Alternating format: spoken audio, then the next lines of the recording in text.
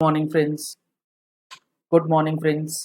GST platform के YouTube channel में आप सभी का स्वागत है। जी हाँ फ्रेंड्स, जीएसटी के जो इंटरेस्ट के नोटिसेस रिसीव हो रहे हैं जिसमें आपको input tax credit reversal and उसके ऊपर इंटरेस्ट की लाइबिलिटी पे करने के लिए कही जा रही है, उसमें आपको एक बहुत ही इम्पॉर्टेंट पॉइंट और जो रूल्स हैं, जो सेक्शंस हैं, उसको ध्यान में रखना है ताकि आपका इंटरेस्ट जो है वो कम से कम और सही बन सके।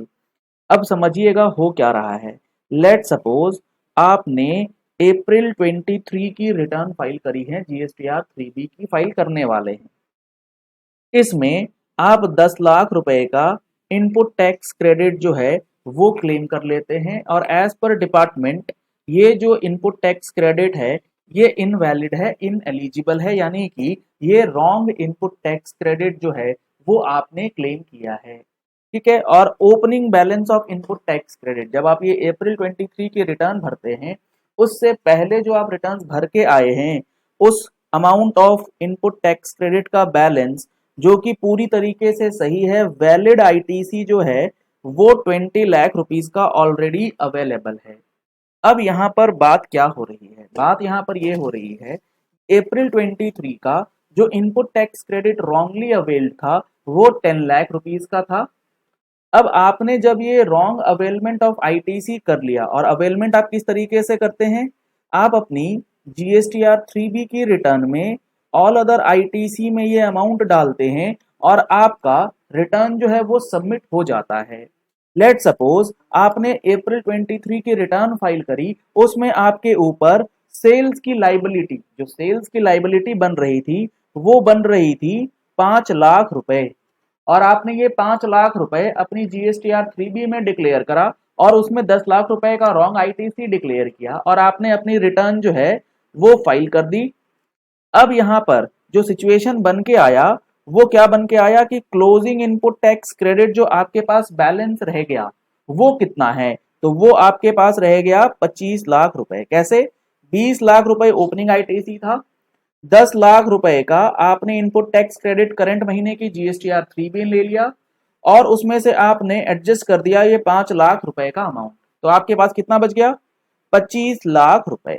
और लेट सपोज आपने ये रिटर्न फाइल कर दी है 20 मई 2023 को, ये मैं एग्जांपल लेकर के चल रहा हूं 23, आप इसमें कोई भी पीरियड, जिस पीरियड का आपको नोटिस आया है वो लगा सकते हैं। अब नोटिस क्या आ रहा है आपके पास, मेन मुद्दा ये है। तो जो नोटिसेस आपको रिसीव हो रहे हैं और उसमें जो इंटरेस्ट का अमाउंट लिखा जा रहा है या कैलकुलेट किया जा रहा है वो क्या क्या किया, किस तरीके से किया जा रहा है कि आपने इनपुट टैक्स क्रेडिट कितना लिया था?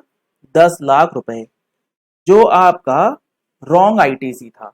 आपने अप्रैल 23 की रिटर्न में ये क्लेम किया और आपने 20 मई 2023 को अपनी रिटर्न जो है वो फाइल कर दी है, यानी कि ये 10 लाख रुपए आपने यूटिलाइज कर लिए 20 मई को, और नोटिस लेट सपोज आपके पास 31 मार्च 24 को आया और अब आप ये आईटीसी जो है वो रिवर्स करते हैं।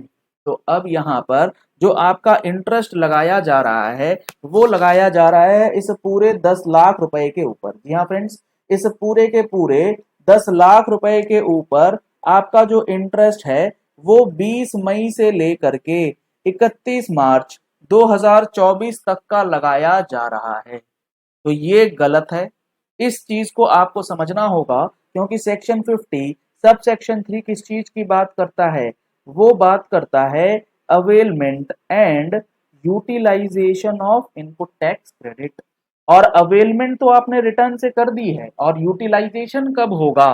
वो तब माना जाता है जब आपके इलेक्ट्रॉनिक क्रेडिट लेजर का बैलेंस, जिस समय या जिस पीरियड में आपके इलेक्ट्रॉनिक क्रेडिट लेजर का बैलेंस, जो यहाँ पर हमारे पास 25 लाख रुपए आ रहा है प्रेजेंट केस में, ये चला जाए बिलो, उसके नीचे चला जाए। किस अमाउंट के नीचे?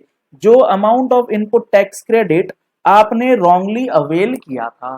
तो इस 10 लाख रुपए के अमाउंट के नीचे जिस पीरियड में आपका closing balance of input tax credit ledger चला जाएगा, उस पीरियड में माना जाएगा कि आपने ये रॉन्ग अवेल्ड आईटीसी जो है वो यूटिलाइज किया है और आपका इंटरेस्ट कैलकुलेशन मात्र उसी पीरियड का होगा।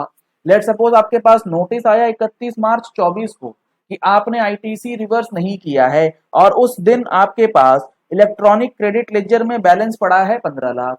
आपको इंटरेस्ट भरने की रिक्वायरमेंट जो है वो नहीं है, क्योंकि आप ये कह सकते हैं कि हमने इंटरेस्ट जो गलत लिया था वो कभी यूटिलाइज ही नहीं हुआ है।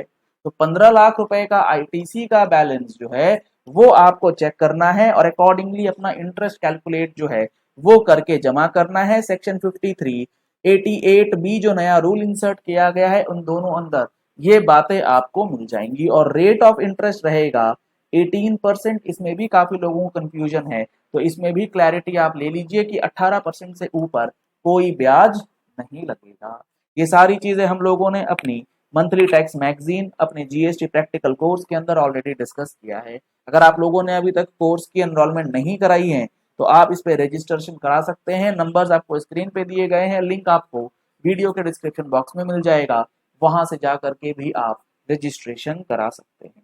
अगर आप यहाँ पर देखेंगे तो इन्होंने जो रूल 88 बी जो है उसमें अमेंडमेंट करके ये बातें, जो नया रूल आया था सेक्शन 53 को अमेंड भी किया गया था, जिसमें इन्होंने बताया है कि इंटरेस्ट जो है वो amount of input tax credit जो रॉन्गली अवेल्ड और यूटिलाइज्ड है सिर्फ और सिर्फ उसी पे लगेगा। Availed amount of wrong ITC के ऊपर कोई इंटरेस्ट की बात नहीं की जाएगी।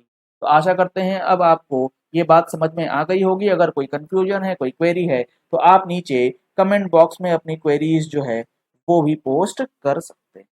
चलिए इस वीडियो को यही एंड करते हैं। आशा करते हैं आपको ये पॉइंट क्लियर हो गया होगा और इस तरीके की वीडियोस अगर आप रेगुलरली देखना चाहते हैं तो हमारे यूट्यूब चैनल को सब्सक्राइब कर सकते हैं। नीचे दिया गया रेड कलर का सब्सक्राइब बटन प्रेस कर लीजिए, साथ में जो बेल आइकन है उसे प्रेस कर लीजिएगा ताकि वीडियोस की नोटिफिकेशंस आप तक रेगुलरली पहुंचती रहें। Thank you and have a nice day. Subscribe करें जीएसटी प्लेटफॉर्म यूट्यूब चैनल को और बेल आइकन प्रेस कर लें जीएसटी और इनकम टैक्स की वीडियोस सबसे पहले देखने के लिए।